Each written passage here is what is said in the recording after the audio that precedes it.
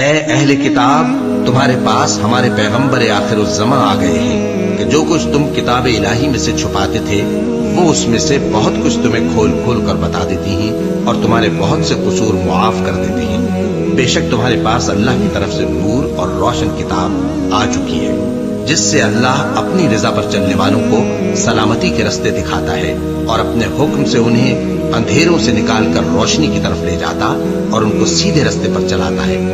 جو لوگ کہتے ہیں کہ اللہ جو ہے وہی مسیح ابن مریم ہے، وہ بے شک کافر ہے۔ ان سے کہہ دو کہ اگر اللہ عیسیٰ ابن مریم کو اور ان کی والدہ کو اور جتنے لوگ زمین میں ہیں سب کو ہلاک کرنا چاہے تو اس کے آگے کس کی پیش چل سکتی ہے؟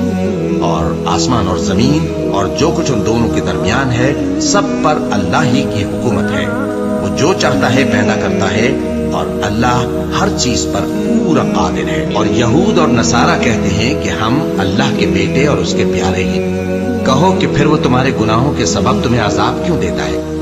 نہیں، بلکہ تم اس کی مخلوقات میں دوسروں کی طرح کے انسان ہو۔ وہ جسے چاہے بخشے اور جسے چاہے عذاب دے۔ اور آسمان اور زمین اور جو کچھ ان دونوں کے درمیان ہے سب پر اللہ ہی کی حکومت ہے اور سب کو اسی کی طرف لوٹ کر جانا ہے۔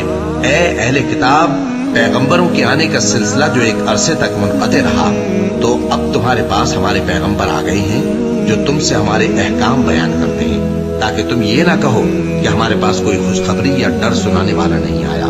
سو اب تمہارے پاس خوشخبری اور ڈر سنانے والے آ گئے ہیں اور اللہ ہر چیز پر قادر ہے۔ اور جب موسیٰ نے اپنی قوم سے کہا کہ بھائیو، تم پر اللہ نے جو احسان کیے ہیں ان کو یاد کرو، کہ اس نے تم میں پیغمبر پیدا کیے اور تمہیں بادشاہ بنایا اور تم کو اتنا کچھ عنایت کیا کہ اہل عالم میں سے کسی کو نہیں دیا۔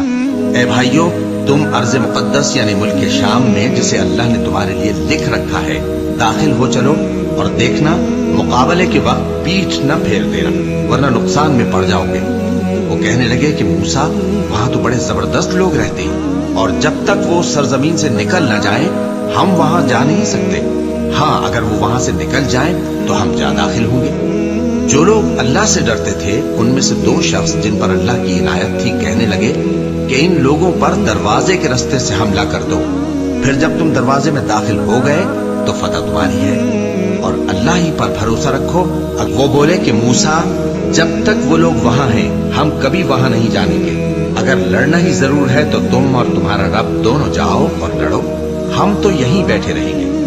موسیٰ نے اللہ سے التجا کی کہ پروردگار، میں اپنے اور اپنے بھائی کے سوا اور کسی پر اختیار نہیں رکھتا، سو تو ہم میں اور ان نافرمان لوگوں میں جدائی کر دے۔ اللہ نے فرمایا کہ وہ ملک ان پر 40 برس تک کے لیے حرام کر دیا گیا کہ وہاں جانے نہ پائیں گے۔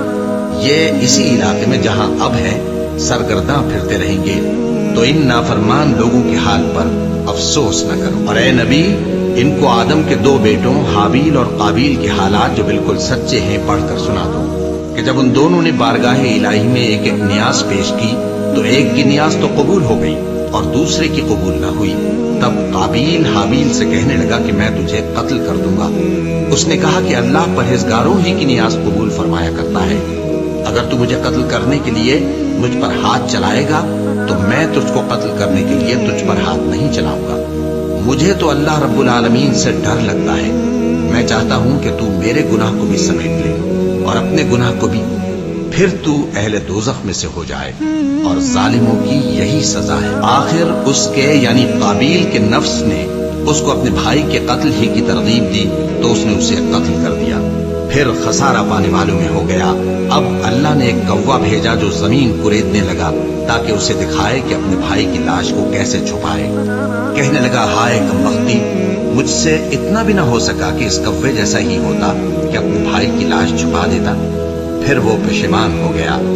اس قتل کی وجہ سے ہم نے بنی اسرائیل کے ذمے یہ بات لکھ دی کہ جو شخص کسی کو ناحق قتل کرے گا، یعنی بغیر اس کے کہ جان کا بدلہ لیا جائے یا ملک میں خرابی کرنے کی سزا دی جائے، تو اس نے گویا تمام انسانوں کو قتل کیا، اور جو ایک انسان کی جان بچا لے تو گویا اس نے سارے انسانوں کو زندگی دے دی۔ اور ان لوگوں کے پاس ہمارے پیغمبر روشن دلیلیں لا چکے، پھر اس کے بعد بھی ان میں بہت سے لوگ ملک میں زیادتیاں کرنے والے ہیں۔